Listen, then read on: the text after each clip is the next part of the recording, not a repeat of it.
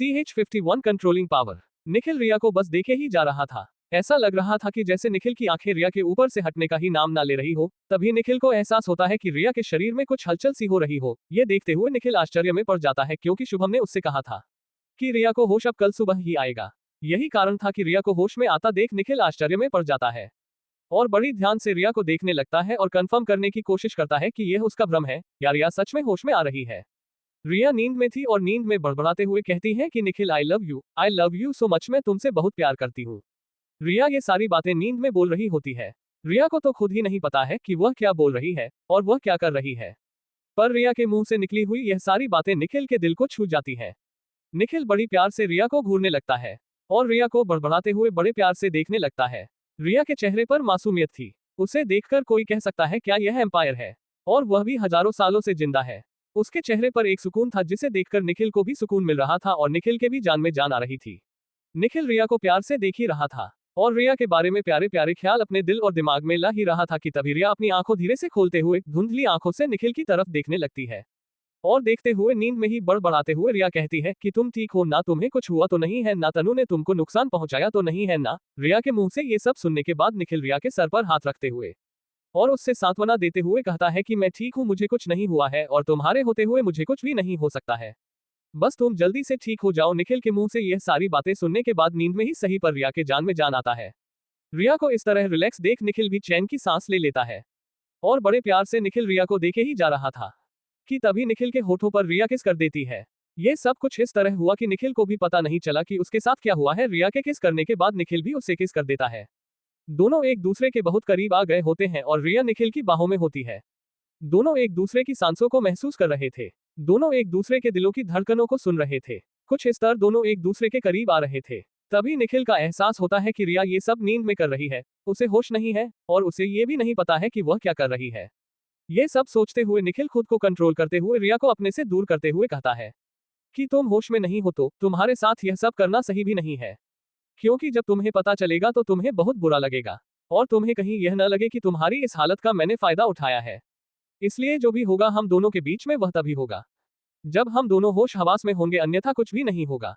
ये सब बोलते हुए निखिल रिया को अपने आप से दूर करने की कोशिश कर रहा था, पर निखिल रिया को जितना ही अपने आप से दूर करने की कोशिश कर रहा था, रिया उतना ही उसके करीब आती जा रही थी। निखिल को कुछ समझ में नहीं आ रहा था कि वह क्या करे और क्या ना करे। रिया का करीब आना उसे अच्छा भी लग रहा था, पर उसके दिमाग में ये भी चल रहा था कि यह सही भी नहीं है। कुछ समय के बाद ये सब सोचते हुए रिया को अपने आप से दूर रखना ही सही समझता है। निखिल चाहकर भी रिया को अपने आप से दूर नहीं कर पाता है। निखिल के दिमाग में एक सुझाव आता है और निखिल रिया को कस के गले से लगा लेता है और उसके सर को प्यार से सहलाने लगता है, जिससे रिया को आराम की अनुभूति होती है और कुछ समय के बाद रिया फिर से गहरी नींद में चली जाती है। जब निखिल को एहसास होता है कि रिया अब सो गई है, निखिल के जान में जाना जाता है और निखिल रिया पर से अपनी पकड़ ढीली करते हुए बड़े आराम से उसे बेड पर सुला देता है और उसके माथे को चूमते हुए सर को बड़े प्यार से उसके सर सहलाने लगता है। निखिल रिया को ऐसे देखता है जैसे कभी देखा नहीं हो। निखिल रिया को जितनी बार देखता है, रिया उसे और भी ज्यादा सुंदर और अट्रैक्टिव लगती है। रिया को देखकर निखिल की आंखों को भी आराम मिलता है और निखिल सोचता है कि कोई ऐसा कैसे हो सकता है कि उसे जितनी बार देखो उतनी बार वो हमें अलग और सुंदर दिखाई देता है। तभी निखिल के दिल से आवाज आती है, यही तो प्यार होता है। जिससे हम प्यार करते हैं वो इंसान हमें बहुत ज्यादा खूबसूरत दिखाई देता है। जितनी बार देखते हैं वो हमें उतनी बार खूबसूरत दिखाई देता है। ये सब सोचते हुए निखिल वह सोचने लगता है जो कुछ समय पहले हुआ था। कुछ समय पहले जो भी हुआ था वह निखिल के दिल को छू गया था।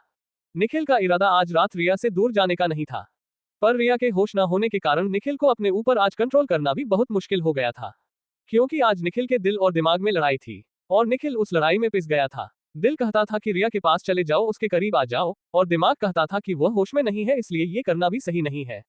और आखिरी में जीत निखिल के दिमाग की ही होती है। निखिल खुद के ऊपर गर्व करते हुए कहता है कि निखिल बेटा तेरे पास तो कंट्रोलिंग पावर बहुत अच्छी है, और यह सब बोलते हुए निखिल मुस्कुराने लगता है। Smiling face, smiling face. CH52 गधा नालायक है तू। निखिल मुस्कुराते हुए मन ही मन में खुद की तारीफ के पुल बांधे जा रहा था। वह बोले जा रहा था कि निखिल बेटा तू तो बहुत होशियार है, तेरे दिमाग का दाज कोई नहीं दे सकता है, तेरे जैसा कोई नहीं हो सकता है, तू इतना होशियार है कि तू खुद नहीं जानता कि को कितना होशियार है। तू इतना होशियार है तभी तो रिया जैसी लड़की तेरी गर्लफ्रेंड बनी है। रिया कोई आम लड़की नहीं है, उसके पास शक्तियां हैं, वह वैम्पायर है, तेरी किस्मत में ही रिया को गर्लफ्रेंड बनना लिखा था। इसलिए तो पूरी दुनिया में बस धर तेरी गर्लफ्रेंड बनी है, तो सोच तेरे पास कुछ खास तो होगा। तभी तो ऐसी सुशील, सुंदर और पावरफुल लड़की तेरी गर्लफ्रेंड बनी है। निखिल खुद से बातें करते हुए कहता है कि मुझे पता था शुरू से कि मैं बहुत अच्छा हूँ। ये सब बोलते हुए निखिल खुद की तारीफ पे तारीफ किए जा रहा था। सच में यदि इस समय कोई निखिल के अगल बगल होता, वह तो पक्का यही सोचता कि यह लड़का पागल हो गया है, अपने आप से बड़बड़ा रहा है, अपने आप से बातें कर रहा है। कौन इंसान अपनी तारीफ खुद करता है, वह भी इतना ज्यादा बड़ा चढ़ाकर कौन करता है? ये निखिल के अलावा और कौन कर सकता है? निखिल ही है जो ऐसे पागलपन और कारनामे करता रहता है, जिससे लोग सोचने पर मजबूर हो जाते हैं कि यह सच में पढ़ने में अच्छा हथियार है क्या, कि पागल है जो ऐसी हरकतें हैं कर रहा है।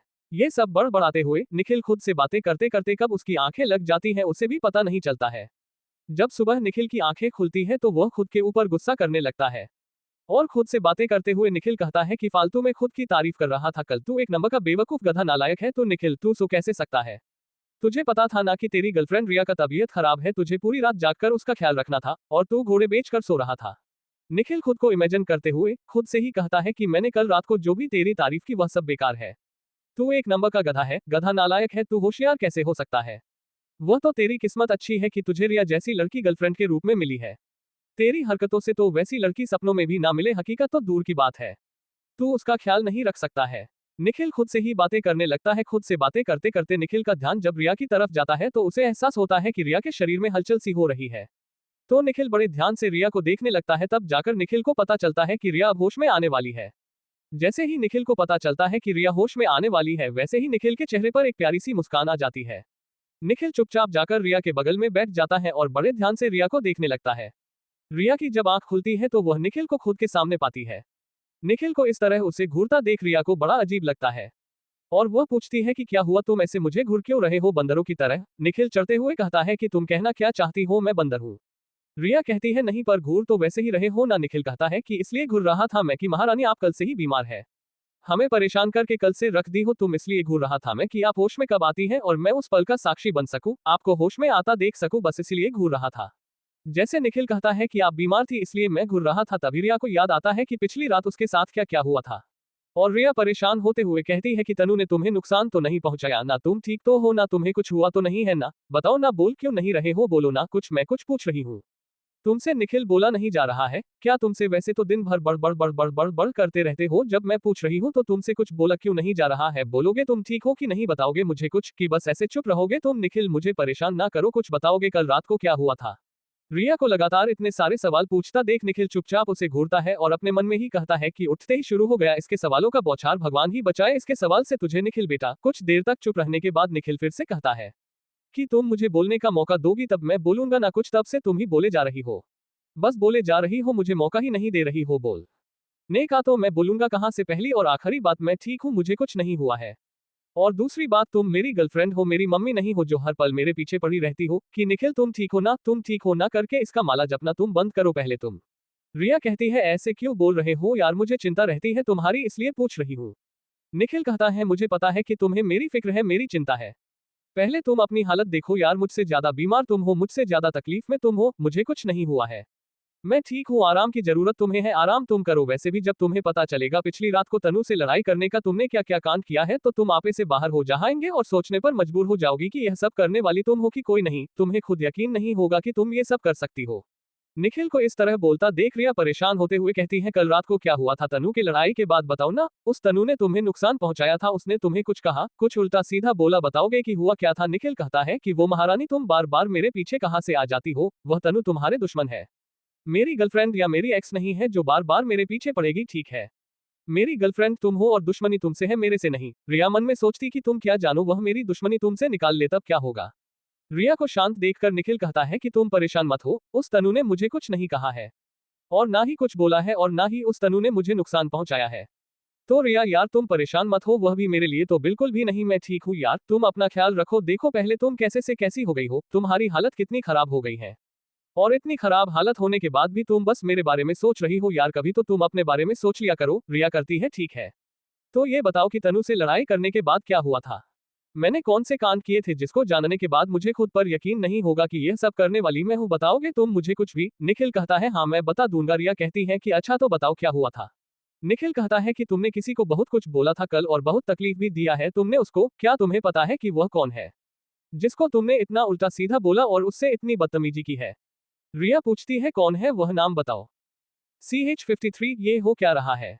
रिया के बार बार पूछने पर कि वह किसके साथ बदतमीजी की है, कौन है वह, नाम बताओ, निखिल रिया को शांत कराते हुए कहता है कि चुप हो जाओ, मैं नाम बताता हूँ, इतना परेशान मत हो, वह कोई और नहीं यामिनी है, तुम्हारी दोस्त जिसको तुमने कल रात को तनु समझकर बहुत उल्टा सीधा बोला, यहाँ तक कि उसे चाटा भी मारा। रिया को जैसे पता चलता है उसने बदतमीजी किसी और के साथ नहीं यामिनी के साथ की है जिसे वह बहन मानती है।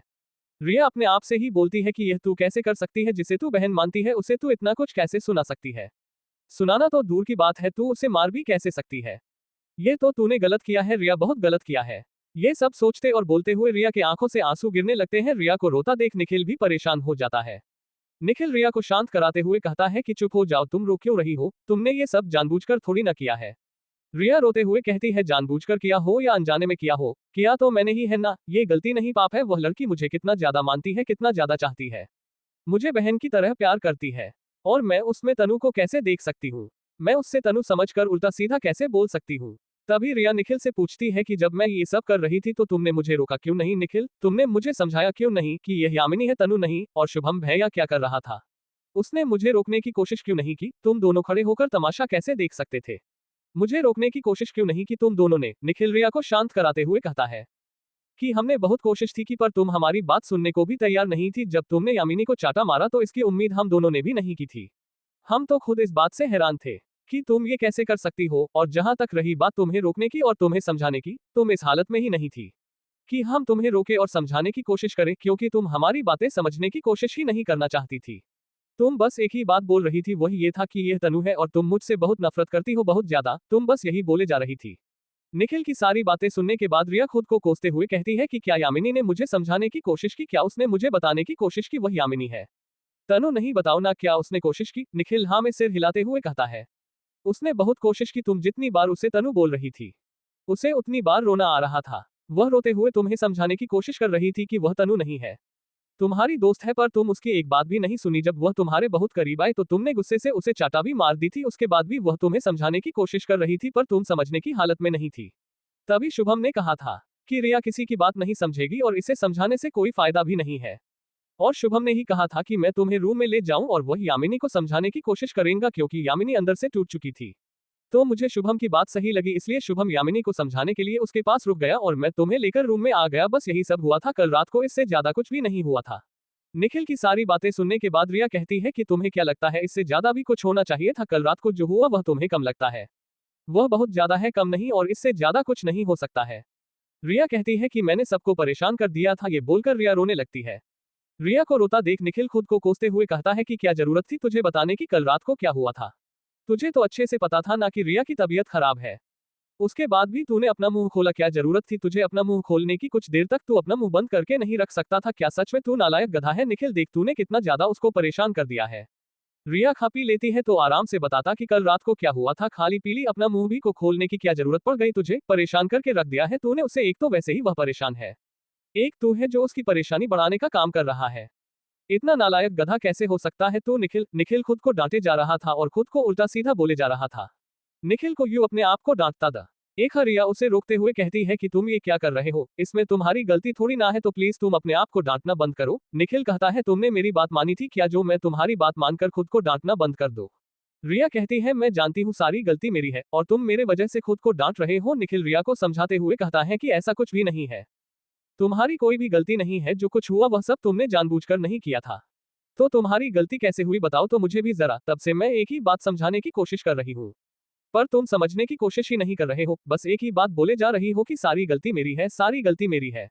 मैं बोल रहा हूँ ना सारी गलती तुम्हारी नहीं है, तो मान लो ना मेरी बात को। क्यों जिद कर रही हो फालतू में, और क्यों अपनी तबीयत खराब करने पर तुम तुली हुई हो? क्या तुमको पता है रिया, तुम और परेशान होगी तो तुम्हारी तबीयत और खराब होगी, पर तुम समझने की कोशिश ही नहीं करती हो। तुम्हें सबकी पड़ी रहती, बस तुम अपनी ही नहीं परवाह करती हो। तुम बहुत लापरवाह हो रही हो, तुम मुझे परेशान करती हो और सबको तकलीफ में रखती हो। बस तुम जानती हो तुम परेशान होकर किसी की तकलीफ कम नहीं और बढ़ाने का काम कर रही हो। बताओ मैं तुम्हारा क्या करूं, आरती उतारूं तुम्हारी इन सभी हरकतों पर? रिया मुंह बनाते हुए कहती है कि तुम मुझे डांट रहे हो। निखिल कहता है कि अब पता चला है कि मैं तुम्हें डांट रहा हूँ।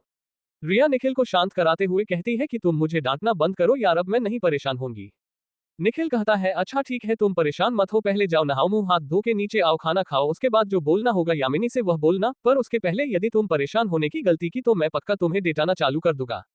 तुम्हारी पूजा नहीं करूंगा, ना ही तुम्हारी आरती उतारूंगा। निखिल अभी इतना ही बोला था कि तभी रिया उसे चुप कराते हुए कहती है हाँ हाँ हाँ मैं नहीं परेशान होंगी, मैं जा रही हूँ। ये बोलते हुए रिया बाथरूम में चली जाती है। बाथरूम में जाने के बाद रिया सोचती है कि अच्छा हुआ जो रिया बेटा तू तो बाथरूम में आ गई, पता नहीं और कितना कुछ तुझे सुनना पड़ता, अभी पता नहीं क्या हो गया इस निखिल को, बात बात पर बस भड़कता रहता है। अच्छा है जो तू वहां से चली आई है। रिया खुद से ही बातें करते हुए कहती है कि रिया बेटा एक काम कर, जल्दी से तू नहा धो के नीचे से जा और सबसे पहले यामिनी से मिल, उसे सॉरी बोल दे और उसे समझाने की कोशिश करना, तूने ये सब जानबूझकर नहीं किया है। वह जरूर समझ जाएगी क्योंकि यामिनी तुझे जानती है, तू कैसी है, मुझे माफ कर देंगी। रिया के बाथरूम में जाते ही निखिल के जान में आ जाता है और वह सोचता है कि यह लड़की मुझे पागल करके छोड़ेगी एक दिन जरूर, इसके साथ रहते रहते मैं भी कितना ज्यादा बोलने लगा हूँ। इसके साथ में ऐसे ही लड़ता रहा तो पक्का एक दिन मुझे मेंटल हॉस्पिटल में जाकर भर्ती होना पड़ेगा।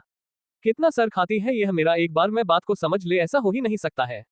पता नहीं रिया कैसे अपनी शक्तियों को अब तक संभाल कर अपने पास रखी है, मुझे तो ये समझ में नहीं आता है। बात बात तो ये लड़की दिमाग कितना खाती है की हद है। इस तरह दिमाग खाने वाली आदत को देखकर तो मुझे सोचने पर मजबूर होना पड़ जाता है कि वह शक्तियों को संभालती कैसे होगी। पागल लड़की कितना परेशान होते रहती है और दूसरों को भी परेशान करती रहती है। ये बोलते हुए निखिल जैसे ही कमरे से बाहर जाता है, बाहर का नजारा देखकर निखिल को एक झटका सा लगता है। घर का नजारा देखकर निखिल सोचता है कि ये हो क्या रहा है, क्या ये सच है। निखिल खुद को चिगोटी काटते हुए देखना चाहता है कि कहीं वह नींद में तो नहीं चल रहा है ना। तभी निखिल को दर्द का एहसास होता है और वह खुद से ही कहता है कि पागल तू नींद भी नहीं है, ये हकीकत है, अभी तू रिया से लड़कर आया है तो तू नींद में कैसे हो सकता है। पर यह जो हो रहा है क्या वह सच है। निखिल अपने सामने शुभम रिया को देखता है, जो दोनों एक दूसरे को देख रहे थे आंखों में आंखें डालकर, और शुभम अपने हाथों से रिया का चेहरा पकड़ा हुआ था और उसके माथे पर बड़े प्यार से किस कर रहा था। और यह सब होते हुए निखिल देखकर हैरान हो गया था और यह सोचने पर मजबूर हो गया था क्या ये सच्चाई है। ये दोनों तो छुपे रुस्तम निकले, एक बार भी नहीं बताया कि ये दोनों एक दूसरे से प्यार करते हैं और यहाँ पर चोरी छुपे अपना रोमांस कर रहे हैं। इनकी तो खबर लेना पड़ेगा अपने दोस्त से, इतनी बड़ी बात छुपा कैसे सकते हैं। मैं तुम्हें माफ इतनी आसानी से कैसे कर सकता हूँ। अभी मैं तुम दोनों को गोल गोल इतना घुमाऊंगा कि तुम दोनों की मुंह से सच्चाई अपने आप बाहर आ जाएगी। तुम दोनों महान हो, तुम्हें तुम दोनों से भी बड़ा महान हो, यूं चुटकियों में तुम दोनों के मुंह से सच्चाई बाहर निकलूंगा। वादा ये निखिल का है, शुभम यानी वादा है। तुम दोनों हम दोनों पीठ पीछे अपनी लव स्टोरी चला रहे हो, इसका पता हम दोनों के कानों कान तक नहीं चलने दिया। रिया तो इसी घर में रहती है तो उसे पता कैसे नहीं चला कि उसके भाई और उसकी दोस्त दोनों का रोमांस चल रहा है। चलो कोई नहीं, उसे पता नहीं चला तो क्या हुआ, मैं ही बता दूंगा। सारे ख्याली पलावी निखिल अपने दिमाग में पकाए जा रहा था कि वह किस तरह से शुभम और यामिनी के मुंह पर उनकी अपनी लव स्टोरी की बात लाए। निखिल बस यही सोचे जा रहा था कि वह क्या करे, तभी उसके दिमाग में अचानक से ख्याल आता है और वह ये सोचता है कि कहीं जो देख रहा है वह अपनी आंखों से वह सच्चाई नहीं निकली तो जैसे मैं सोच रहा हूँ वैसा ना हुआ तो। फिर कुछ समय सोचने के बाद निखिल खुद से सही कहता है कि पहले पता करते हैं कि इन दोनों के बीच में ही रोमांच है या बस दोस्ती है, उसके बाद ही कुछ बोलना, उसके पहले कुछ बोलने की गलती मत करना। निखिल बेटा यदि तूने ऐसी गलती किया तो तेरा ही पोपट बनेगा और कुछ नहीं होगा। CH54 भांग खाए हो का। निखिल ये सब सोच ही रहा था और वह सोचते हुए कब शुभम और यामिनी के पास चला जाता है उसे भी पता नहीं चलता है। शुभम यामिनी का ध्यान जब एक दूसरे से हटता है वह दोनों अपने बगल में निखिल को देखकर हैरान हो जाते हैं। शुभम यामिनी यह सोचने पर मजबूर हो जाते हैं कि निखिल कब और कैसे यहाँ पर आ गया है और उन्हें पता क्यों नहीं चला इस बात का। शुभम यामिनी दोनों घबराते हुए निखिल को गुड मॉर्निंग बोलते हैं पर निखिल उनके गुड मॉर्निंग का कोई भी रिप्लाई नहीं देता है क्योंकि वह तो अभी भी अपने ख्यालों में ही गुरु था। तब जाके शुभम के जान में जान आता है कि शायद जो कुछ हुआ उससे निखिल अनजान है, उसे नहीं पता है कि अभी कुछ देर पहले यहाँ पर क्या हुआ था। पर शुभम को क्या पता कि कुछ ही देर पहले जो हुआ था उसी के बारे में सोच सोच कर निखिल हैरान था और यही कारण था कि वह अपने ख्यालों की दुनिया से अभी तक बाहर ही नहीं आया था। शुभम निखिल को हिलाते हुए कहता है कि अबे भाई कहाँ गुम है और किसके ख्यालों में खोया हुआ है, तभी से मैं और यामिनी तुझे गुड मॉर्निंग बोल रहे हैं पर तू कुछ बोल ही नहीं रहा है। जब निखिल को इस बात का एहसास होता है कि वह शुभम यामिनी के सामने खड़ा था वह सोचने पर मजबूर हो जाता है वह तो वहां पर था रिया के रूम में, तो यहाँ पर कैसे आ गया। यही सब सोचते हुए अब निखिल शुभम और यामिनी को गुड मॉर्निंग बोलता है और शुभम से कहता है कि माफ करना यार, मैं कुछ सोच रहा था इसलिए मुझे पता नहीं चला कि मैं यहाँ पर कब और कैसे आ गया। निखिल की यह बात कि मुझे पता ही नहीं चला मैं कब और कैसे यहाँ पर आ गया, ये सुनकर शुभम के जान में जान आता है। वह एक बड़ी सी स्माइल देते हुए कहता है कोई नहीं होता है कभी कभी हम लोगों के साथ कि हमें पता नहीं चलता कि हम कब और कैसे आ गए हैं। जाने दे, छोड़ इन सब बातों को और यह बता कि रिया कैसी है। निखिल मुंह बनाते हुए कहता है तुझे अभी को पता चला कि तेरी बहन भी है जो कल से बीमार है, अभी तक कहाँ था तू। निखिल की यह बातें सुनने के बाद शुभम उसे मनाते हुए कहता है कि मुझे पता है मेरी बहन है और मैं उसका पूरा ख्याल भी रखता हूँ, ये बात तुझे भी पता है। पर तुझे ये बात तो पता है ना कल रात को क्या हुआ था। रिया की हरकतों से तुझे मुझे कोई तकलीफ नहीं हुई पर यामिनी को बहुत ज्यादा तकलीफ हुई थी। तो उसके साथ भी कोई तो होना चाहिए था ना, उसे समझाने के लिए, इसलिए तो मैंने तुझे रिया के पास भेजा था कि तू उसका ख्याल रख सके और कोई भी तकलीफ हो रिया को तो तू मुझे बताए। तुझे भी यह बात पता था कि मैं यामिनी के पास था उस टाइम यामिनी को समझाने के लिए, फिर भी तू ऐसी बातें क्यों कर रहा है। शुभम की बातें सुनने के बाद निखिल को लगता है कि उसने कुछ ज्यादा बोल दिया है। कुछ देर तक चुप रहने के बाद निखिल कहता है कि वह तो कल की बात थी ना, तो कल की बात की सफाई तू मुझे आज क्यों दे रहा है। मैंने पूछा कल तू रिया के साथ क्यों नहीं था, कल तू यामिनी के साथ क्यों था। मैं तो इस बारे में नहीं कुछ बोल रहा हूँ ना, मैं तो ये बोल रहा हूँ कि सुबह उठने के बाद तूने एक बार भी रिया के बारे में पूछना जरूरी नहीं समझा। जब तूने मुझे देखा तब तूने रिया के बारे में पूछा, उसके बारे में जानने अब उठने के लिए तो पहले क्यों नहीं आया। निखिल की बातें सुनने के बाद शुभम यामिनी की तरफ देखते हुए उसे कहता है कि यामिनी मैंने खाना बना दिया है, कुछ बाकी हो तो तुम किचन में जाकर देख लो, तो मैं तब तक निखिल से बात करता हूँ। यामिनी हाँ में सिर हिलाते हुए किचन की तरफ चली जाती है। उसके बाद शुभम निखिल से कहता है कि तूने सुबह में भांग खाई है, नहीं खाया तो ऐसी बातें क्यों कर रहा है। शुभम की बातें सुनने के बाद निखिल अपने मन में सोचता है कि इसकी एक बहन ने तो मुझे पागल कर ही दिया है और भाई है जो मुझे पागल बनाने पर तुला हुआ है। दोनों भाई बहन मिलकर मुझे क्या मेंटल हॉस्पिटल भेजना चाहते हैं क्या, या मुझे सच में पागल समझता है जो मेरी बातों को पागलों वाली बात कह रहे हैं। और मैंने ऐसा क्या कह दिया जो इसको ये लग रहा है कि मैं सुबह भांग खाकर आया हूँ या मैं नशे में हूँ। मैंने तो नॉर्मल सवाल ही पूछा था, उसका जवाब भी तो यह नॉर्मल दे सकता था ना, उसके लिए मुझे भांग खिलाने की क्या जरूरत थी। निखिल को इस तरह शांत देखकर शुभम सोचता है कि यह तूफान से आने की पहले की शांति है जो मुझे उसके चेहरे पर दिख रही है। चल क्या रहा है इसके दिमाग में। शुभम निखिल को उसको ख्यालों की दुनिया से बाहर लाते हुए कहता है कि क्या हो गया तुझे, बताएगा कुछ, बात बात पर तू कहाँ खो जा रहा है। बताएगा तू ठीक है या नहीं, और अभी तक तूने रिया के बारे में नहीं बताया है। निखिल कहता है कि रिया तो बिल्कुल ठीक है पर पहले से थोड़ा कमजोर फील कर रही है, तो वह खाने पीने पर 2-4 दिन सही से ध्यान देगी तो वह भी ठीक हो जाएगी। पर तुझे एक बात पता है शुभम, मैं सुबह उठकर कुछ ऐसा देख लिया हूँ जिससे मुझे अब तक यकीन नहीं हो रहा है वह सपना है या हकीकत। शुभम कहता है ऐसा क्या हो रहा है तेरे आसपास जो तुझे हकीकत और सपना में अंदर ही नहीं पता चल रहा है, बता दो जरा मैं भी तो जानूं। शुभम का बेतुकी बातें सुनकर निखिल सोचता है कि सच में या मेरी बातें नहीं समझ पाया है या अनजान बनने की कोशिश कर रहे हैं। निखिल को चुप देखकर शुभम कहता है कि बताएगा तूने ऐसा क्या देख लिया जो तुझे सपने और हकीकत में अंतर नहीं पता चल रहा है। निखिल कहता है कि शुभम तू मुझे सच में पागल या छोटा बच्चा समझता है। शुभम कहता है कि मैंने ऐसा कब कहा। निखिल कहता है तो अनजान बनने की कोशिश क्यों कर रहा है कि तू तुझे कुछ पता ही नहीं है। शुभम चिढ़ते हुए कहता है कि तू बताएगा कि तू किस बारे में और किस बात की बात कर रहा है। तभी निखिल को एहसास होता है कि उसे जो नहीं बोलना चाहिए था वह भी उसने बोल दिया है। तो निखिल अपनी बातों को बदलते हुए कहता है कि यही कि तू अब तक रिया के पास क्यों नहीं गया है। शुभम परेशान होते हुए अपने सर में खुजली करने लगता है और खुजली करते हुए कहता है कि पागल इंसान, कुछ देर पहले मैंने तुझसे रिया के बारे में ही पूछा था ना, तुझे भूलने की बीमारी कब से हो गई है। निखिल मुंह बनाते हुए कहता है कि मैंने ये कब कहा कि तूने मुझसे नहीं पूछा है। मैं ये बोल रहा हूँ तू उसके पास जाकर, रिया के पास आकर एक बार भी तूने उससे उसका हाल चाल क्यों नहीं पूछा है। शुभम निखिल को समझाते हुए कहता है कि सुन निखिल मेरे भाई, मैं सुबह उठा, यामिनी के रूम में गया, वह सो रही थी, उसके बाद मैं किचन में आ गया खाना बनाने के लिए, उसके बाद मैंने कॉल करके यामिनी को जगाया, ठीक है। तुम्हारे रूम का दरवाजा बंद था तो मुझे लगा रिया सो रही होगी, इसलिए मैंने उसे जगाना सही नहीं समझा क्योंकि मुझे लगा कल जो हुआ था उसके बाद रिया थकान फील कर रही होगी इसलिए वह सो रही होगी, और यही कारण था पागल बुद्धू की मैंने नहीं जगाया। उसके बाद यामिनी नीचे आई तो मैं उसका हाल चाल पूछने उसके पास चला गया।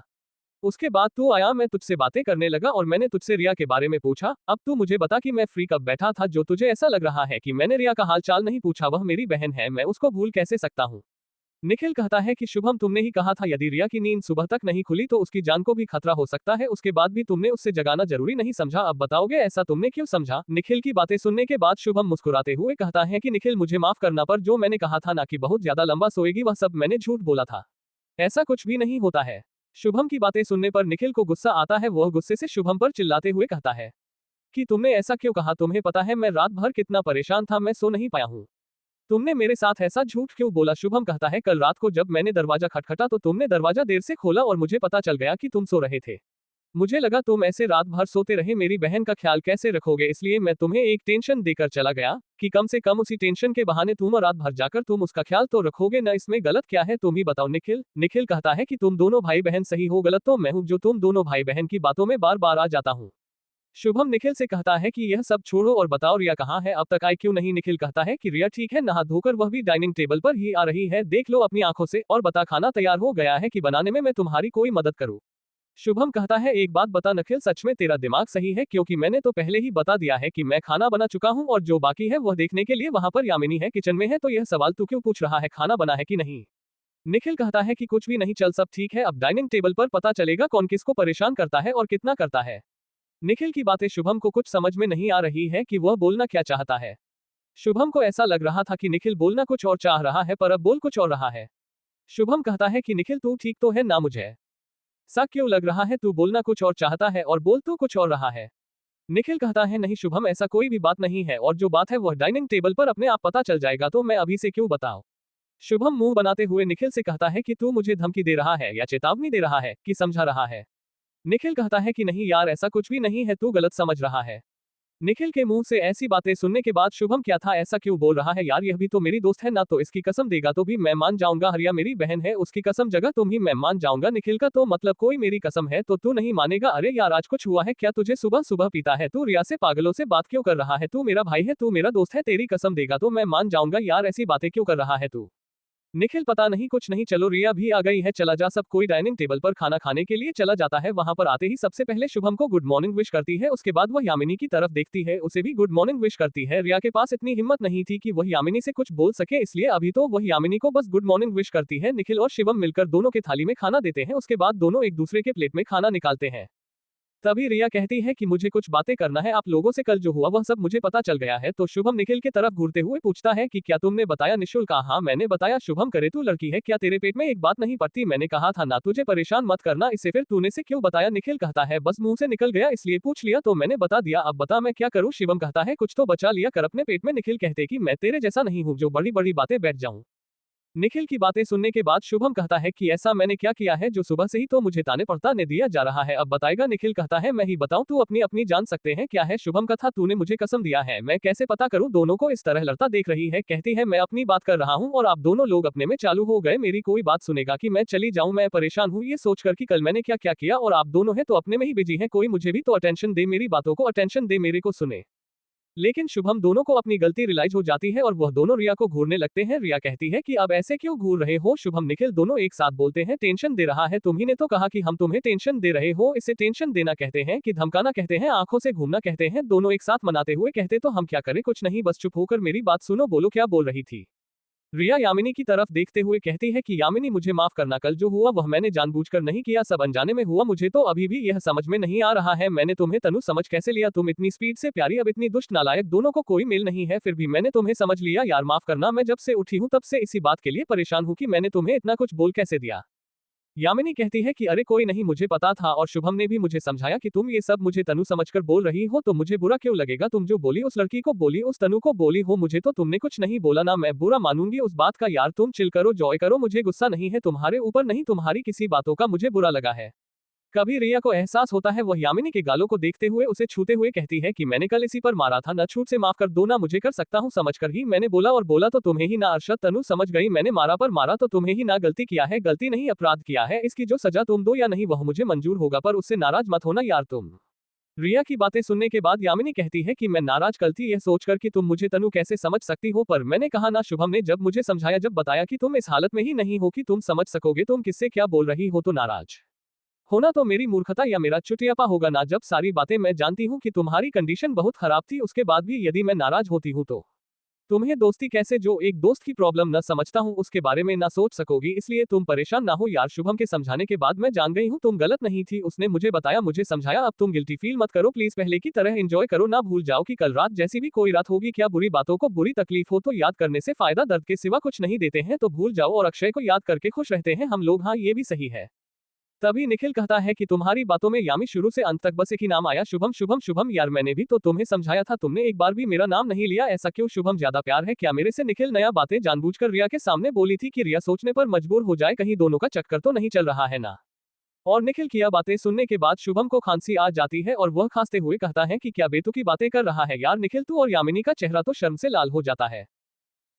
CH55 न्यूटन का तृतीय नियम। यामिनी को शर्माते हुए रिया देख लेती हूँ और वह पूछती है कि क्या हुआ, आप दोनों मेरे से कुछ छुपा रहे हो क्या। तभी निखिल बीच में टपकते हुए कहता है कुछ छुपा रहे हैं, ये कहो कि ये दोनों हमसे बहुत कुछ छुपा रहे हैं।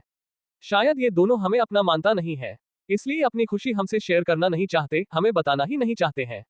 निखिल के बातें सुनने के बाद रिया कहती है कि तुम चुप रहोगे, बीच में कूदने को कौन कहता है? तुमसे ये तुम्हारी आदत जाएगी नहीं क्या? निखिल तुम चुप बैठोगे कुछ देर के लिए, मैं बातें कर रही हूँ ना, तो मुझे बात करने दो, बीच में बार बार मत बोलो और तुम चुपचाप बैठकर पहले खाना खाओ। निखिल मुंह बनाते हुए कहता है कि जिसे देखो वह बस मुझे डांटने पर लगा हुआ है। कोई मुझे भांग खिला रहा है, तो कोई पागल कह रहा है, तो कोई चुपचाप खाना खाने के लिए कह रहा है। मैं गधा हूँ जो इन लोगों के बीच में पड़ रहा हूँ। ये जानने के बाद भी इनमें से किसी को मेरी कोई जरूरत नहीं है। उसके बाद भी मैं बोले जा रहा हूँ।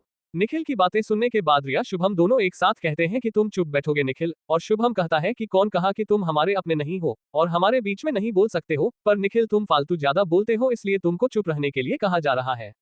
काम की बातें करते या काम की बातें बोलते तो सब कोई तुमको सुनना पसंद करता, समझे तुम? निखिल कहता है कि ठीक है तुम सब काम की बातें कर लो, मैं तो फालतू ही बोलता हूँ न। ये बोलने के बाद चुपचाप बैठकर खाना खाने लगता है।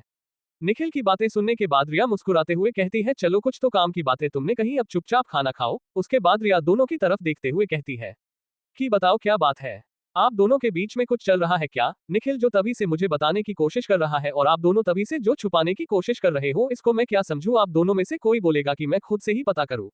शुभम यामिनी दोनों एक साथ कहते हैं कि हम दोनों एक दूसरे को पसंद करते हैं।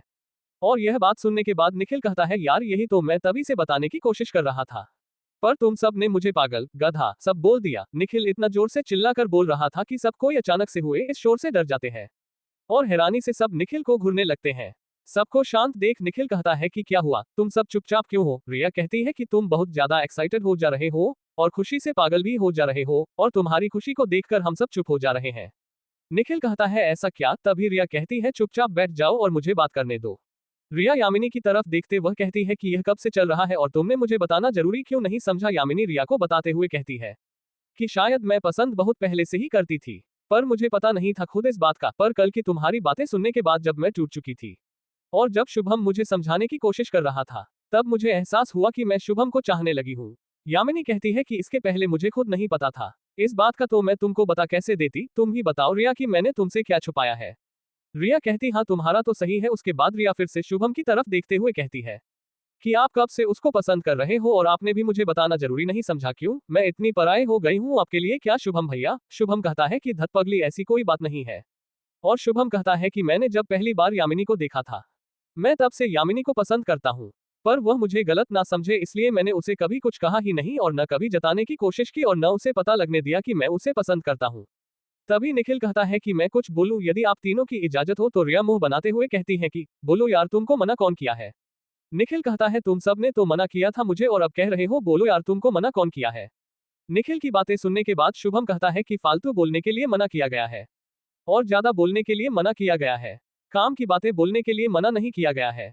निखिल कहता है कि यदि गलती रिया तुमसे नहीं होती तो इन दोनों की लव स्टोरी का हमें पता नहीं चलता ना, इसलिए मैं तुम्हें समझा रहा था कि जो होता है वह अच्छे के लिए होता है। और निखिल कहता है कि न्यूटन के तृतीय नियम याद है ना, जैसा एक्शन होता है उसके ऑपोजिट रिएक्शन होता है और यही हुआ था कल, जैसा तुम्हारा एक्शन था रिया उसके ऑपोजिट हमें रिएक्शन मिला है, आज समझी तुम? रिया कहती हाँ तुम ठीक कह रहे हो। निखिल की बातें सुनने के और समझने के बाद लगता है सब कोई यही कहता है कि जो हुआ वह अच्छे के लिए हुआ है और कहती है कि मेरे फालतू के चिल्लाने और तुम्हें चांटा मारने से कुछ तो फायदा हुआ, वरना मैं गिल्टी फील कर रही थी कि मैंने बस हट किया। मैं खुश हूं कि चलो मेरे ऐसे व्यवहार की वजह से जो दिल में था वह बाहर तो कम से कम आया। ये बोलने के बाद मुस्कुराते हुए खाना खाने लगता है। तभी शुभम निखिल से कहता है कि निखिल एक बात बता, तुझे कैसे पता चला कि मैं और यामिनी एक दूसरे को पसंद करते हैं?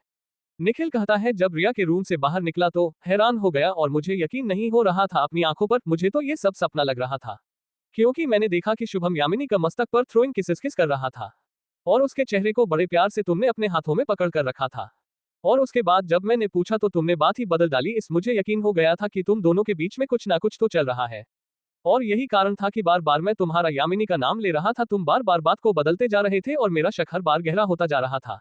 निखिल की बात सुनने के बाद सब हंसने लगते हैं।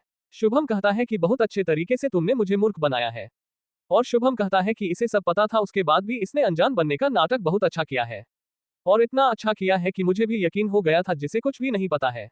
निखिल तुम्हारा जवाब नहीं है यार। ये बात बोलने के बाद शुभम हंसने लगता है और शुभम हंसता को सब कोई हंसने लगता है। तभी निखिल के मोबाइल पर एक नोटिफिकेशन आता है जिसे देखने के बाद एकदम शांत हो जाता है और जैसे जैसे निखिल उस नोटिफिकेशन को पढ़ता जाता है वैसे वैसे निखिल के चेहरे पर के हाव भाव बदलते जाते हैं। निखिल के फोन पर कैसा नोटिफिकेशन आया था, इसे पढ़ने के बाद निखिल शांत क्यों हो गया था?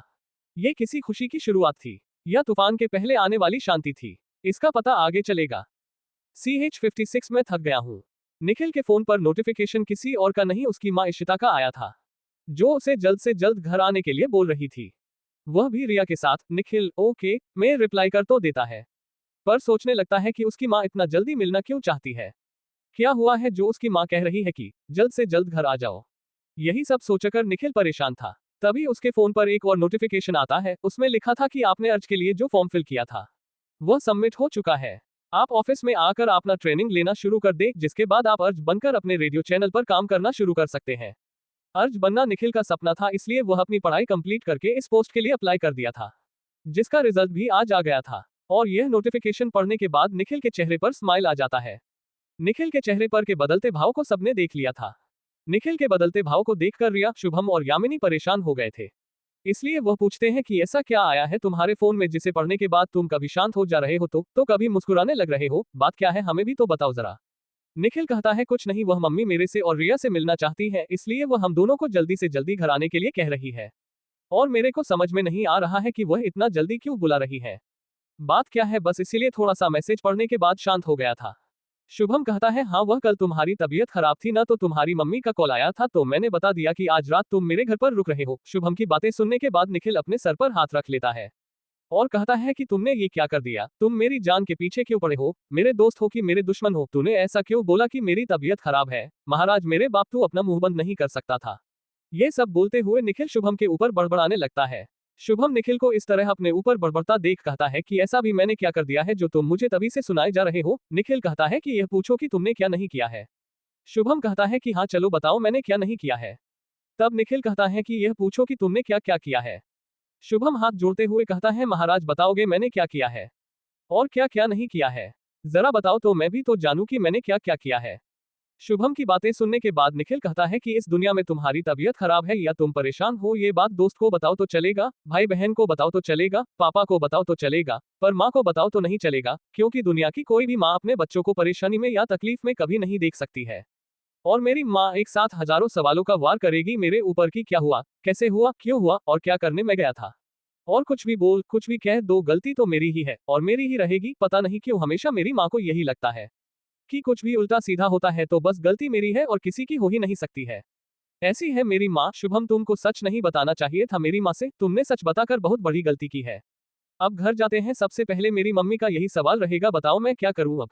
निखिल की इतनी सारी शिकायतें सुनने के बाद शुभम कहता है क्या माँ तुम्हारी सच में इतने सारे सवाल करेगी। शुभम की बातें सुनने के बाद निखिल कहता है कि दुनिया में इकलौती मेरी माँ ही नहीं है जो इतने सारे सवाल करेगी। हर एक माँ को अपने बच्चे की फिक्र रहती है, चिंता रहती है और वह खुद तकलीफ में रहेगी पर अपने बच्चों को तकलीफ में नहीं देख सकती है। और यही कारण है कि दुनिया की हर एक माँ अपने बच्चों के लिए परेशान रहती है और उसकी चिंता करती है, पर वह चिंता परेशान हद से ज्यादा करती है अपने बच्चों के लिए। बच्चे बड़े भी हो जाते हैं फिर भी वह उन्हें छोटा ही समझती है। परेशानी इस चीज से होती है हमें यार, उन्हें लगता है कि हम अपना ख्याल नहीं रख सकते हैं, उनके बिना हमारा कुछ नहीं हो सकता है। और जब हम ये साबित करने पर तुले हैं कि नहीं हम अपना ख्याल रख सकते और हम बड़े हो गए हैं, और उसी बीच में जब हमारी तबीयत खराब हो जाए या जब हमें चोट लग जाए तो बस इसके आगे कुछ भी नहीं, बस माताओं का प्रवचन चालू हो जाता है और मुझे पता नहीं क्या क्या सुन ना पड़ेगा, वह भी बस तेरे कारण। शुभम बस तेरे कारण आज मेरी बोलती बंद हो गई अपनी माँ के सामने, वह भी बस तेरे कारण। आज मैं अपनी माँ का लेक्चर सुनूंगा, वह भी बस तेरे कारण। मैं डांट सुनूंगा और मार पड़ेगी, वह भी बस तेरे कारण। शुभम मेरी नया डूबा दी तूने। शुभम दोस्त है पर दुश्मन बनने पर तुला हुआ है। निखिल को इस तरह बोलता देख शुभम परेशान हो जाता है और अपना सर पकड़ लेता है और कहता है कि अरे यार कोई तो चुप कराए इसे, यह अपना स्पीकर चालू कर दिया है। अब ये बिना बटन का टेप रिकॉर्डर है जो चालू भी अपने मर्जी से होता है और बंद भी अपने मर्जी से होता है। अरे कोई तो इसे बंद कराए प्लीज, मदद करो मेरी, मैं मर जाऊंगा इसका भाषण सुन सुनकर। इतना तो इसकी मम्मी नहीं सुनाएंगी जितना इसने मुझे सुना दिया है। अपनी मम्मी को कहता है कि वह सुनाती है, खुद को नहीं देखता कि वह खुद कैसा है। ऐसी हरकतें करेगा तो गालियां कौन सुनेगा। अपनी हरकतें तो सुधारना नहीं है, दोष दे रहा है मम्मी का। यार मैं थक गया हूं उसका भाषण सुन सुनकर, कोई तो चुप कराए इसे, भगवान के लिए कोई तो चुप कराए इसे। CH57 निखिल उदास हो जाता है। निखिल का लेक्चर सुनकर शुभम परेशान हो चुका था और मन ही मन में शुभम भगवान से दुआ कर रहा था कि कोई तो चुप कराए, इस बंदे को कितना बोलता है ये लड़का, बस बोले ही जा रहा है। शुभम की बातें भगवान ने भी सुन ली। वह कहते हैं ना भगवान के घर में देर है अंधेर नहीं। शुभम की यह इच्छा भी भगवान ने पूरी कर ली, कैसे ये तो अभी पता चलेगा। निखिल शुभम को सुनाने में व्यस्त था या यूं कहें कि वह ताना मारने में व्यस्त था, पर उसके इस काम में किसी ने लगा दिया। यह कोई और नहीं निखिल की दोस्त यामिनी है जिसमें ये काम किया है। निखिल को चुप कराते हुए यामिनी ने निखिल से दूसरा सवाल किया, जिससे निखिल शुभम को ताना मारना बंद कर दे। यामिनी निखिल को चुप कराते हुए सवाल ये करती है कि निखिल, ये बताओ कि तुम्हारे फोन में दूसरा नोटिफिकेशन किसका आया था, जिससे तुम्हारे चेहरे पर इतनी बड़ी स्माइल आ गई थी। किसी लड़की का मैसेज था या कोई काम से रिलेटेड था? अब बताओ तो जरा, नोटिफिकेशन किससे रिलेटेड तुम्हारी फोन में आया था? यामिनी का सवाल सुनने के बाद निखिल शुभम से हटकर अपने फोन पर आते हुए यामिनी से ही उल्टा सवाल करता है कि तुमको बड़ा दिलचस्पी है कि मेरे फोन में किसका मैसेज आया है, किसका नहीं। जासूसी कर रही मेरी? तो सुनो यामिनी, जासूसी तुम मेरा ना करके शुभम का करती तो ज्यादा अच्छा होता। निखिल की बातें सुनने के बाद रिया कहती है कि चलो यामिनी को ना सही, पर तुम मुझे तो बताओ कि किसका मैसेज आया था, जिसे पढ़ने के बाद तुम इतना मुस्कुरा रहे थे। रिया की बातें सुनने के बाद निखिल कहता है कि तुम कब से मेरा जासूसी करना चालू कर दी? यार मैं वैसे भी तुमको बता ही देता हूँ सारी बातें, और तुमको जानना भी है कि आज नोटिफिकेशन किसका आया था, मैसेज किसका आया था। तो सुनाओ, मेरे फोन में जो दूसरा नोटिफिकेशन आया था वह रेडियो जॉकी का था।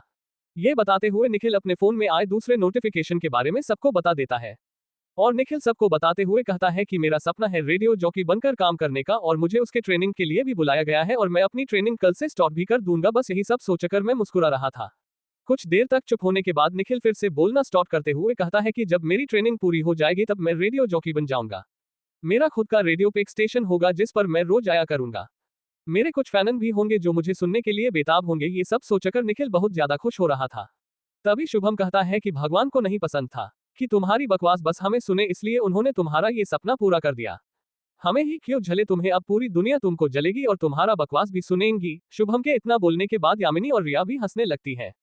शुभम की बातें सुनने के बाद निखिल कहता है कि जिसे तुम बकवास बोल रहे हो ना, वह एक कला है शुभम, जो सब में नहीं होता है, मेरे में है, और मैं अपने बातों से दूसरों को हंसा सकता हूँ, और यह एक कला है। यदि यह कला सब में होते तो आज सब कोई रेडियो जॉकी बनकर बैठा होता। निखिल की बातें सुनने के बाद शुभम कहता है कि तू गुस्सा क्यों रहा है, मैं तो बस मजाक कर रहा था यार। निखिल कहता है मैं अपने सपने को लेकर मजाक कभी नहीं करता हूँ शुभम, तो तुम भी मजाक न किया करो मेरे सपनों के साथ, क्योंकि मुझे ये पसंद नहीं है। और निखिल कहता है कि शुभम, तुमको तो मेरी बातें बकवास ही लगती है, पर पूरी दुनिया जानेगी कि मैं कैसा कलाकार हूँ। मेरी बातों को, मेरे आवाज को सुनने के लिए लोग तरसेंगे और मुझे प्यार भी करेंगे। तुम नहीं जानोगे शुभम, जब सभी लोग आपसे प्यार करते तो कितना अच्छा लगता है। ना तुम जान पाओगे और ना समझ पाओगे, तुमको तो बस मेरी बातें बकवास ही लगती है। जब मैं तुम्हारे पास नहीं रहूंगा तो तुम्हें मेरी यही बातें याद आएंगी, और तुम सोचोगे कि काश निखिल मेरे पास होता तो कितना अच्छा होता। निखिल की बातें सुनने के बाद शुभम कहता है तू मेरा ना कोई गर्लफ्रेंड है ना मेरी बीवी हो जो मैं तेरे बारे में सोचूंगा, तू तो बस मेरा अच्छा दोस्त है जिसके साथ मैं रहना चाहता हूँ। उसके बाद शुभम कहता है कि तू मेरे पास नहीं रहेगा तो मैं भी तुझे याद करने वाला नहीं हूँ, क्योंकि तेरी बातें सुन सुन के मैं इतना थक गया हूँ कि मैं तुझे बता नहीं सकता हूँ। शुभम की बातें सुनने के बाद निखिल उदास हो जाता है, क्योंकि उसे बहुत बुरा लगता है। निखिल तो यही सोच रहा होता है कि वह जो बोलता है, हंसता है, हंसाता है, उसकी यह आदत सबको अच्छी लगती है, पर उसे यह नहीं पता था कि उसकी बातें किसी को भी अच्छी नहीं लगती है। निखिल अपने चेहरे पर नकली हंसी लाते हुए कहता है कि मेरी कीमत का तुम्हें तब एहसास होगा जब मैं तुम्हारे पास नहीं होगा। मैं अभी हूँ तुम्हारे पास तो तुम्हें पता नहीं मैं क्या चीज हूँ, जब नहीं रहूंगा तो तब तुम्हें पता चल जाएगा। ये बोलने के बाद निखिल मुस्कुराने लगता है। निखिल की बातें सुनने के बाद सब कोई सोचता है कि यह ऐसा क्यों बोल रहा है, फिर सब कोई मुस्कुराते हुए खाना खाने लगता है, क्योंकि सबको पता था कि निखिल को मजाक करने की आदत है और वह मजाक करता रहता है, इसलिए सब कोई निखिल की बातों को मजाक में ले लेता है। पर इस बार निखिल मजाक में नहीं बोला था, पर सब कोई इस बात से अनजान है। निखिल को भी बुरा लगा है। शुभम की बातों का बस वह दिखाना नहीं चाहता है। खाना खाने के बाद निखिल रिया को लेकर अपने घर जाने लगता है, और निखिल जाते जाते शुभम से कहता है कि जब प्यार का इजहार कर ही दिया है तो यामिनी को डेट पर भी ले जाओ, घुमाओ खिलाओ थोड़ा, उसको भी अच्छा लगेगा, नहीं तो यामिनी सोचेगी कि कैसा बोरिंग इंसान को मैंने अपना बॉयफ्रेंड बना लिया है। निखिल की बातें सुनने के बाद शुभम कहता है कि तुम जो बोलो मैं सब करूंगा, घुमाना फिराना मैं सब कर लूंगा, पर मुझे बोरिंग बॉयफ्रेंड मत बोलना, क्योंकि मैं बहुत रोमांटिक वाला बॉयफ्रेंड हूँ। निखिल कहता है कि रोमांटिक बॉयफ्रेंड पहले डेट पर ले जाओ, बातें बाद में करना तुम। निखिल की बातें सुनने के बाद शुभम कहता है कि यार पहली बार तो कोई अच्छी बात बोला है तूने, और मैं इसे ना मानूं, ऐसा हो सकता है। निखिल कहता है कि ज्ञान की बात तो मैं करता हूँ, बकवास नहीं। ये बोलकर निखिल वहां से चला जाता है। शुभम, निखिल, रिया और यामिनी यह चारों इस बात से अनजान है कि उनकी इस खुशी को नजर बहुत जल्दी लगने वाली है। ये सब बहुत बड़े खतरे का शिकार होने वाले हैं, क्योंकि वहीं दूसरी तरफ करण तनु इन सब से बदला लेने के लिए बेताब है। पिछली रात की घटना के बारे में निखिल रिया भूल गए हैं, पर कुछ लोग हैं जो नहीं भूले हैं और वह बदला लेना चाहते हैं। कैसे निखिल रिया को अलग किया जाए, कैसे दूरियां लाया जाए इन दोनों के बीच में, तनु और करण इसी बारे में ही दिन रात सोच रहे होते हैं। तनु करण दिन भर अपनी शक्तियों का अभ्यास भी कर रहे होते हैं जिससे वह रिया को हरा सके। करण तनु निखिल और रिया को अलग इसलिए करना चाहते थे क्योंकि वह दोनों अच्छे से जानते हैं कि निखिल पास रहा तो रिया की ताकत है, दूर रहा तो रिया की कमजोरी है। करण तनु अभी इसी बारे में बात कर रहे होते हैं कि रिया निखिल को कैसे अलग किया जाए। तभी तनु कहती है कि करण एक बात बताओ, क्या हम उन दोनों को अलग करने में सफल रहेंगे? यदि हम उन दोनों को अलग नहीं कर पाए तब क्या होगा? तनु की बातें सुनने के बाद करण कहता है कि तनु, मैं नेगेटिव नहीं सोचता हूं और मैं हमेशा पॉजिटिव सोचता हूं और मेरे हिसाब से ऐसा ही होगा। CH-58 वैम्पायर शक्ति। करण की बातें सुनने के बाद तनु कहती है, तुमने ऐसा क्या किया है जिसे तुम्हें पूरा यकीन है कि ऐसा ही होगा? तनु की इस बात पर करण बस मुस्कुरा देता है। करण की मुस्कान देखकर तनु समझ जाती है कुछ तो गड़बड़ जरूर इसने किया है। इसलिए तनु जिद करते हुए पूछती है, क्यों? बताओ ना करण, तुमने ऐसा क्या किया है? बताओ ना, मेरे दोस्त हो ना, बताओ ना, बताओ ना, अब बोल भी दो यार, कितना रिक्वेस्ट कराओगे तुम अपना? तनु का इतना बोलने पर करण मान जाता है और तनु को एक एक करके सारी बातें बताते हुए कहता है कि भला कौन सी माँ चाहेगी कि उसका बेटा एक ऐसी लड़की से प्यार करे जो खून पीती हो। करण की ऐसी बातें सुनकर तनु अपने सिर में खुजली करते हुए कहती है कि मैं कुछ समझी नहीं, तुम मुझे समझाने की कोशिश करोगे कि तुम बोल क्या रहे हो? तनु को समझाते भी करण कहता है कि निखिल ने अपनी माँ को रिया की सच्चाई नहीं बताई थी और जो काम निखिल ने नहीं किया था वह काम मैंने कर दिया है और मैंने कुछ मिर्च मसाला लगाकर रिया सच्चाई बताई है। मुझे इन दोनों को अलग करने की जरूरत नहीं पड़ेगी क्योंकि यह काम निखिल की माँ करेगी। करण की बातें सुनने के बाद तनु मुस्कुराते हुए कहती है, जियो शेर, तुमने तो जंग अभी से जीत लिया। तनु की बातें सुनने बाद करण के चेहरे पर मुस्कान आ जाती है। तभी तनु करण से एक और सवाल पूछते हुए कहती है कि करण, एक बात बताओ, निखिल की माँ ने तुम पर विश्वास कैसे कर लिया? क्या यह इतना आसान था ये सब करना तुम्हारे लिए? करण तनु की बातें सुनने के बाद मुस्कुराते हुए कहता है कि तुम भूल रही हो तनु कि मैं एक एम्पायर हूँ और मैं निखिल की माँ को हिप्नोटाइज भी कर सकता हूँ और अपनी बात भी मनवा सकता हूँ। ये सब करना मेरे लिए दाएं हाथ का काम है। ये सब करने में ज्यादा मेहनत नहीं लगता है, शायद तुमको ये सब करने में ज्यादा मेहनत लगता होगा। ये सब बोलने के बाद करण हंसने लगता है। करण की इस तरह की अजीब बातें सुनने के बाद तनु कहती है कि तुमने निखिल की माँ को हिप्नोटाइज किया है। तनु की बातें सुनने के बाद करण कहता है कि शायद तुम भूल रही हो, वैम्पायर शक्तियों में से एक शक्ति वशीकरण की भी है। करण की बातें सुनने के बाद तनु कहती है, हाँ मुझे पता है। तनु करण से सवाल करते हुए कहती है कि एक बात बताओ करण, तुम्हारा वशीकरण जब टूट जाएगा तब क्या होगा? करण कहता है कि तब क्या होगा मुझे नहीं पता, पर मुझे इतना जरूर पता है कि निखिल की माँ को कुछ याद नहीं होगा कि उसने किया क्या है। और जब तक उसकी माँ को ये सब याद आएगा मैं निखिल को अच्छे से निपटा चुका हूँ या निखिल की यादों से रिया को तो हमेशा के लिए मिटा चुका हूँ। इसलिए मुझे ज्यादा सोचने की जरूरत नहीं है और तुम भी ज्यादा सोचकर मेरा दिमाग ना खराब करो तनु, जैसा चल रहा है वैसे चलने दो बस। तनु को एहसास होता है कि करण उसे ये सब गुस्से में बोल रहा है तो तनु अपने चेहरे पर मुस्कान लाते हुए कहती है कि यार ऐसा कुछ भी नहीं है, मैं तो तुम्हारे साथ ही हूँ और मैं तुम्हें छोड़कर कहाँ जाऊंगी और मैं रिया के जैसी नहीं हूँ। तनु ने जानबूझकर रिया का नाम लिया था और उसने जानबूझकर रिया शब्द पर दबाव बनाते हुए कहा था कि मैं रिया के जैसे नहीं हूँ, जिससे वह करण के गुस्से को भड़का सके और बदला लेने की जो आग है करण के अंदर वह और भी ज्यादा बढ़ जाए। जैसा तनु ने सोचा था होता भी ठीक वैसा ही है। रिया का नाम सुनते ही करण आग बबूला होते हुए कहता है कि तुम्हारी हिम्मत कैसे हुई उसका नाम लेने की और उसका कंपैरिजन खुद से करने का? वह धोखेबाज गद्दार है और उसके जैसी नहीं हो तुम। आज के बाद अपनी बराबरी कभी भी उस धोखेबाज से मत करना। तुम बहुत अलग हो, बहुत प्यारी हो तनु, और वो डायन चुड़ैल है। रिया के लिए इतना ज्यादा उल्टा सीधा करण के मुंह से सुनने के बाद मानो रिया को जन्नत का सुख मिल गया हो। उसके चेहरे पर सुकून के भाव साफ दिख रहे थे। तनु के चेहरे पर के पल पल बदलते भाव को देखकर अंदाजा लगाना मुश्किल नहीं था कि वह अंदर ही अंदर कितनी ज्यादा खुश हो रही हो और उसकी खुशी का ठिकाना भी नहीं था। और वहीं दूसरी तरफ रिया निखिल के साथ उसके घर पर पहुंच गई थी। घर का दरवाजा खुलते ही निखिल रिया के ठीक सामने इशिता खड़ी थी, जो कि निखिल की माँ है। निखिल अपनी माँ को देखकर मुस्कुराते हुए कहता है, और मम्मी आप कैसी हो और क्या हो रहा है? इशिता का रिएक्शन बिल्कुल भी नॉर्मल था और वह कहती है, हाँ सब ठीक है, तू कैसा है? इशिता से ऐसे जवाब की उम्मीद निखिल को नहीं थी, इसलिए वह चुपचाप हाँ मिलाते हुए कहता है, मैं भी ठीक हूँ। तभी रिया कहती है कि और मम्मी आप कैसी हो? रिया के मुंह से मम्मी सुनने के बाद इशिता मुंह बनाते हुए कहती है, मम्मी यह भी ठीक है। ये बोलने के बाद इशिता कहती है कि मैं ठीक हूँ, तुम कैसी हो और बाहर क्यों खड़े हो? तुम दोनों अंदर आओ, तुम दोनों से कुछ सवाल पूछना है मुझे। और इशिता धीरे से कहती है कि एक काम भी करना है जो मुझसे कहा गया है। यह इतने धीरे से इशिता बोली थी कि दोनों को सुनाई नहीं दिया था और दोनों अंदर आते हुए सोफे पर जाकर बैठ जाते हैं।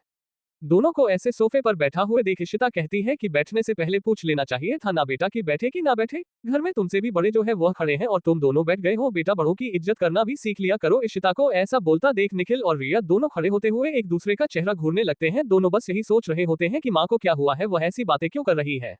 निखिल इशिता से कहता है कि माँ आपको क्या हुआ, आप ठीक तो हो ना? आप ऐसी बेतुकी बातें क्यों कर रही हो? आपका तबीयत तो सही है ना? निखिल को ऐसा बोलता देख इशिता गुस्से में कहती है कि मेरी तबीयत खराब है कि तुम्हारा दिमाग खराब है? निखिल इशिता कहती है कि बेतुकी बातें मैं नहीं तुम कर रहे हो, बड़ों की इज्जत करना सिखा रही है, ज्ञान दे रही हूँ, फालतू बातें नहीं कर रही हूँ। इशिता कहती है कि मेरा लड़का अपने घर पर ना रुककर किसी लड़की के घर पर रुकता है और बेतुकी की बातें मैं कर रही हूँ। खुद की हरकतें देख लो कैसे होती जा रही हैं, बाद में आकर मुझसे बोलना जो बोलना होगा। इशिता को ऐसे बोलता देख निखिल परेशान हो जाता है। उसकी माँ को क्या हुआ है जो ऐसी बातें कर रही है? कल तक हंसी मजाक करने वाली माँ आज बात बात पर गुस्सा क्यों कर रही है? अपनी माँ का ऐसा रिएक्शन देख निखिल का चेहरा उतर जाता है और वह उदास मन से रिया की तरफ देखते हुए कहता है कि तुम्हें बताओ ना माँ को क्या हुआ है? वह ऐसी बातें क्यों कर रही है? रिया कहती है कि मुझे नहीं पता, पर शायद ये हो सकता है। निखिल पूछता है कि क्या हो सकता है? रिया कहती है कि वशीकरण, तुम्हारी माँ पर किसी ने वशीकरण किया है। CH59 खून पीने वाली लड़की। निखिल कहता है कि यह कौन कर सकता है? रिया कहती है शायद। तभी निखिल कहता है शायद मत बोलो रिया, मुझे पूरा पता है, ये करण तनु का काम है। वह तुम्हारे दुश्मन है, तुमसे बदला ले या मुझे टारगेट करे मुझे फर्क नहीं पड़ता है, पर उन दोनों ने मेरी माँ को टारगेट किया है और इससे मुझे बहुत फर्क पड़ता है। रिया शर्म से अपना चेहरा नीचे झुकाते हुए माफी मांगती है कि मुझे माफ कर दो, मुझे नहीं पता था कि ऐसा कुछ भी होगा। निखिल कहता है कि बस करो, तुम माफी मत मांगो, अब बताओ कि क्या किया जाए, कैसे हटेगा? रिया कहती है कि उन्होंने कोई काम कहा होगा तुम्हारी माँ से, तुम्हारी माँ जब तक वह काम पूरा नहीं करती तब तक नहीं हटेगा। काम पूरा होने के कुछ दिन बाद तक भी वशीकरण का असर दिख सकता है, पर कुछ दिन तक ही दिखेगा। उसके बाद किया गया जादू अपने आप हट जाता है या यूं कहें कि गायब हो जाता है। रिया की बातें सुनने के बाद निखिल कहता है पक्का ना अपने आप हट जाएगा ना? रिया कहती है हाँ अपने आप हट जाता है, क्योंकि हम जो जादू करते हैं लोगों के ऊपर उसका एक निर्धारित समय होता है और वह समय आते ही जादू का असर अपने आप कम होने लगता है और धीरे धीरे वह खत्म भी हो जाता है। यदि खत्म नहीं हुआ तो बहुत बड़ी प्रॉब्लम होती है। निखिल कहता है कैसी प्रॉब्लम हो सकती है? रिया कहती है कि या तो उस काम को करने के बारे में सोच सोच कर वह इंसान पागल हो जाता है या न कर पाने के दुख में वह इंसान खुद को मार देता है। रिया की बातें सुनने के बाद निखिल चुपचाप मूर्ति बनकर खड़ा हो जाता है। रिया फिर से कहती है कि इससे अच्छा यही होगा कि तुम्हारी माँ जो बोले वह काम तुम बिना मना किए चुपचाप करो। रिया की बातें सुनने के बाद निखिल कहता है कि यदि मैं चुपचाप उनकी सारी बातें मानूंगा तो मेरी माँ को कुछ नहीं होगा ना? रिया कहती है कि नहीं, कुछ भी नहीं होगा और मैं कुछ होने भी नहीं दूंगी, भरोसा रखो मेरे ऊपर। निखिल हाँ में सर हिलाते हुए कहता है कि मुझे भरोसा है तुम्हारे ऊपर रिया, पूरा भरोसा है।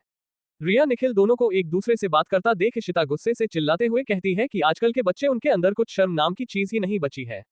माँ तभी से कुछ कहे जा रही है पर उसकी बातों का असर ही नहीं पड़ रहा है दोनों के ऊपर, और इसके उल्टा ये दोनों अपने आप में बात करने में बिजी है। इन दोनों को फर्क नहीं पड़ता है कि उनसे बड़ा कोई उनके सामने खड़ा है और उनसे कुछ कह रहा है। कुछ तो शर्म कर लो, मैं तभी से समझा रही हूँ, कुछ बता रही हूँ, पर मेरी बातें ना सुनकर तुम दोनों आपस में ही बात करने में बिजी हो। ऐसी भी क्या बात है जो कुछ समय बात नहीं कर सकते हो और अभी वह बात करना जरूरी है? इशिता को इस तरह गुस्सा करता देख निखिल उसे मनाते हुए कहता है कि वह मेरी माँ, ऐसा कुछ भी नहीं है, हम आपकी बात सुन रहे हैं। इशिता कहती है कि ऐसा क्या बेटा, तुम मेरी बात सुन रहे थे तो बताओ मैंने क्या कहा है? इशिता की बातें सुनने के बाद निखिल चुपचाप मूर्ति बनकर खड़ा हो जाता है। निखिल को खड़ा होता देख इशिता कहती है कि मुझे पता था कि तुमने मेरी बात नहीं सुनी है, बस मुझे मनाने के लिए मस्का लगा रहे हो, पर एक बात जान जाओ, मैं भी तुम्हारी माँ हूँ, तुम दाल दाल में पात पात। इशिता निखिल से कहना जारी रखती है और कहती है कि बहाना भी ढंग का बनाया करो जिसे तुम पकड़े ना जाओ, मैं माँ हूँ और तुम्हारे बारे में मुझे सब पता है। तुम सही बोल रहे हो या झूठ, उसका पता लगाना है मुझे 2 मिनट भी नहीं लगेगा, तो तुम मुझसे झूठ बोलने की कोशिश भी ना करो और झूठ बोलकर मेरा दिमाग भी खराब ना करो। सच बोलोगे तो शायद मुझे गुस्सा कम आएगा, पर तुम्हारे झूठ से मेरा गुस्सा और भी भड़क जाएगा। और निखिल तुम मुझे भड़काने का काम ना करो तो अच्छा है। इशिता को निखिल के ऊपर चिल्लात देख रिया बीच में पड़ते हुए कहती है कि आंटी जी माफ कर दीजिए, हमारा आपसे झूठ बोलने का कोई इरादा नहीं था। इशिता रिया की तरफ अपना चेहरा करते हुए गुस्से से कहती है कि पहले तो तुम डिसाइड कर लो, मैं तुम्हारी आंटी हूँ या मम्मी? कभी आंटी बोलती हो कभी मम्मी बोलती हो, तुम्हें तो खुद नहीं पता कि तुम मुझे मानती क्या हो, और बिना सोचे समझे बीच में पड़ने की तुम्हारी आदत है। क्या यह माँ बेटे के बीच का मामला है तो माँ बेटे के बीच में ही रहने दो। रिया को इशिता की बातें बुरी तो लगती है पर वह जानती है कि इशिता ये सब अपने मन से नहीं बोल रही है, उसे बुलवाया जा रहा है। इशिता वह कठपुतली है जिसकी डोर किसी और के हाथों में है और वह जैसे जैसे इशिता को नचा रहा है इशिता वैसे वैसे नाच रही है, इसलिए रिया खुद से ही कहती है कि बोलना बेकार है। रिया को चुप देखकर इशिता फिर से कहती है ऐसी ही रहो तो अच्छा है और कुछ ना बोलो तुम, उसी में तुम्हारा भलाई है। इशिता की बातें सुनने के बाद रिया हाँ में सिर हिला देती है। निखिल को बहुत बुरा लगता है कि उसकी माँ उसकी गर्लफ्रेंड से ऐसे बातें कर रही है और वह अपनी माँ को रोकते हुए कहता है कि माँ तुम क्या कह रही हो, रिया ऐसी नहीं है। रिया की तरफदारी अपने बेटे के मुंह से सुनकर इशिता अपने बेटे की ऊपर भड़कते हुए कहती है कि निखिल तुम चुप रहो, तुम कैसे थे कैसे बन गए हो, तुमने कभी देखा है कि तुम पहले क्या थे अब क्या हो? निखिल कहता है कि माँ मैं जैसा पहले था वैसा आज भी हूँ। इशिता कहती है नहीं, तुम पहले मुझसे कुछ नहीं छुपाते थे, अब तुम मुझसे बातें छुपाना सीख गए हो, मुझसे झूठ बोलना सीख गए हो। निखिल कहता है कि मैंने ऐसा क्या झूठ बोला है जो तुम मेरे ऊपर गुस्सा कर रही है? इशिता गुस्से से चिल्लाते हुए कहती है कि तुमने मुझसे झूठ बोला है, तुमने सच छुपाया है। निखिल तुमने मुझे नहीं बताया कि यह लड़की जो तुम्हारी गर्लफ्रेंड है वह खून पीने वाली वैम्पायर है, वह वैम्पायर जो इंसानों का खून पीते हैं, ताजा खून पीते हैं। CH60 वैम्पायर खून। इशिता को ऐसा बात करता देख निखिल तो आश्चर्य में पड़ गया था कि उसकी माँ को सच्चाई बताया तो बताया किसने, और यह सब सुनने के बाद रिया निखिल को घूरे जा रही थी। एक तरह से रिया पूछना चाह रही थी क्या उसने उसकी माँ को उसकी सच्चाई नहीं बताई है। रिया ये सब सोच रही थी कि तभी निखिल सफाई देते हुए कहता है कि रिया माफ करना, मैं तुम्हारी सच्चाई माँ को नहीं बताया हूँ। मैं सोचा रहा था कि तुम्हारी सच्चाई सही वक्त आने पर मैं माँ को बता दूंगा। रिया निखिल से कहती है कि यही तो तुमने सबसे बड़ी गलती की है और इसी का फायदा करण तनु दोनों ने उठाया है और तुम्हारी माँ पर वशीकरण का जादू किया है। यदि तुमने सच्चाई बताई होती पहले से तो शायद ये दिन ना देखना पड़ता। ये सब तुम्हारी लापरवाही का नतीजा है और तभी से तुम मुझे दोष रहे थे कि मेरी वजह से सब हुआ है। अब खुद देख लो कि तुमने क्या गलती किया है। तुमने सच्चाई छुपाया क्यों निखिल अपनी माँ से? जब मैं तुमसे सच्चाई अपनी नहीं छुपाई तो तुमने अपनी माँ से क्यों छुपाया? तुम्हें डर था कि वह मुझे स्वीकार नहीं करेगी। निखिल कहता है हाँ, मुझे इसी बात का डर था, इसलिए तो मैंने सच्चाई छुपाया। रिया गुस्से से निखिल को घूरती है और उसके बाद कहती है कि नहीं स्वीकार करती तो नहीं करती, पर तुम्हें इस तरह सच्चाई छुपाना नहीं चाहिए था और मैं उन्हें एक दिन जरूर बना लेती। इस बात पर तुम्हें का विश्वास नहीं था क्या कि मैं उन्हें मना सकती हूँ? यदि तुम्हें इस बात का विश्वास होता तो तुम कभी भी मेरी सच्चाई अपनी माँ से नहीं छुपाते। रिया की सारी बातें सुनने के बाद निखिल कहता है कि नहीं, मुझे तुम पर विश्वास था पर मुझे खुद पर विश्वास नहीं था कि मैं अपनी माँ को मना पाऊंगा या नहीं मना पाऊंगा। इसलिए मैंने सोचा कि सही समय आने पर मैं अपनी माँ को सारी सच्चाई बता दूंगा।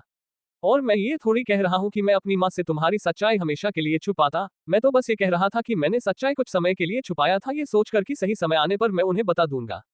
पर मुझे क्या पता था उसके पहले ऐसे हालात हो जाएंगे। निखिल की बातें कुछ हद तक सही भी थी, किसी को भी हम सच्चाई ऐसे नहीं बता सकते हैं कि वह इंसान सोचने पर मजबूर हो जाए क्या से क्या है। हमेशा हम किसी को सही समय और सही वक्त आने पर ही कुछ बताना जरूरी समझते हैं और निखिल ने भी यही समझा था। इसमें गलत निखिल ने कुछ नहीं किया था, पर होता है ना कि हालात सब करवाता है, बुरा भी बनाता है और अच्छा भी बनाता है। निखिल रिया को बात करता देख इशिता फिर से गुस्से से कहती है कि मेरा बेटा ही मेरे हाथ से निकलता चला जा रहा है, वह बिगड़ता चला जा रहा है। वह अभी से उस खून पीने वाली लड़की की तरफदारी कर रहा है और यह भी स्वीकार कर रहा है कि उसने मुझे सच्चाई इसलिए नहीं बताया क्योंकि मैं उस खून पीने वाली लड़की को कभी नहीं अपनाती। मुझे नहीं पता था कि इस लड़की के लिए मेरा बेटा मुझसे झूठ बोलेगा। मुझे कभी विश्वास ही नहीं था कि मेरा बेटा एक दिन ऐसे बदल जाएगा। इशिता को ऐसा बोलता देख निखिल कहता है कि माँ ऐसी कोई बात नहीं है, मैं आपको सच्चाई बताता पर मैं अभी बताना जरूरी नहीं समझा इसलिए नहीं बताया, पर सही वक्त आने पर मैं जरूर बताता। मैं ये थोड़ी कह रहा हूँ कि मैं आपसे इसकी सच्चाई हमेशा के लिए छुपाता। आप मेरे लिए बहुत जरूरी हो, माँ रिया से भी ज्यादा जरूरी हो। माँ का दर्जा सबके जीवन में सबसे ऊंचा होता है और उसके बाद ही किसी और का दर्जा होता है। निखिल के मुंह से ये सुनने के बाद कि उसका माँ का दर्जा बहुत बड़ा है और वह जगह रिया कभी नहीं ले सकती है, इस बात से इशिता के चेहरे पर एक कातिलाना मुस्कान आ जाती है और इशिता मुस्कुराते हुए कहती है कि यदि तुम मुझे खून पीने वाली लड़की से ज्यादा मानते हो तो तुम मेरे लिए छोड़ दो इसे। बेटा छोड़ दो, ये लड़की तुम्हारी सही नहीं है, अपनी माँ की बात नहीं मानोगे। इशिता को ऐसे बोलता देख निखिल मूर्ति बनकर चुपचाप बस अपनी माँ को ही घूरे जा रहा था और उसकी बातें सुन रहा होता है। निखिल को समझ नहीं आता कि वह क्या करे और क्या न करे, माँ की बात माने या ना माने। निखिल को अपने ख्यालों में डूबा देख इशिता कहती है कि मुझे पता था तू मेरा बात नहीं मानेगा, तू झूठ बोल रहा था कि मेरा दर्जा उस लड़की से ऊंचा है। सच्चाई तो यह है तू इस लड़की को ज्यादा मानता है, मुझे नहीं मानता है। यदि तुम मुझे ज्यादा मानता तो मेरी बात पर तुरंत हाँ कर देता और तुझे इतना सोचने भी नहीं पड़ता। रिया चुपचाप बस इशिता की बातें सुनी रही होती है और निखिल को चुप देख वह समझ जाती है कि निखिल क्या सोच है, इसलिए रिया इशिता कहती है कि मैं कुछ बोलूं। रिया की बातें सुनने के बाद इशिता कहती है हाँ बोलो, तुम्हारी कमी थी वह कमी भी पूरी हो जाएगी। इशिता को रिया सफाई देते हुए कहती है कि आप जैसा समझ रही हैं मैं वैसे ही नहीं हूँ और ना ही मैं इंसानों का खून पीती हूँ। मैं इंसानों के बीच में रहकर खुद को इस तरह से बना ली हूँ और इस तरह से अपने ऊपर कंट्रोल कर ली हूँ कि मैं चाह कर भी इंसानों का खून नहीं पी पाऊंगी और ना ही इंसानों का खून देखकर मेरे मन में उसे पीने की कोई इच्छा जागृत होती है, क्योंकि मेरे अंदर कंट्रोलिंग पावर बहुत अच्छी है और मैं इससे बरसों से कंट्रोल करती आ रही हूँ। तो आप इस बात से निश्चिंत रहें कि मेरे से आपको या निखिल को कभी भी कोई खतरा होगा। रिया की बातें सुनने के बाद इशिता कहती है कि ऐसा हो ही नहीं सकता कि वैम्पायर खून ना पिए। आज के लिए बस इतना ही। अगर आप इस कहानी के बारे में और अधिक जानकारी चाहते हैं तो पढ़ते रहिए कहानी वैम्पायर लव स्टोरी। और अगर आपको ये कहानी पसंद आई हो तो प्लीज लाइक, सब्सक्राइब और शेयर करें। अगर आप हमारे चैनल को लाइक करते हैं तो हमें और अधिक मोटिवेशन मिलती है इस तरह के और कंटेंट बनाने के लिए। धन्यवाद। Folded hands, folded hands, folded hands.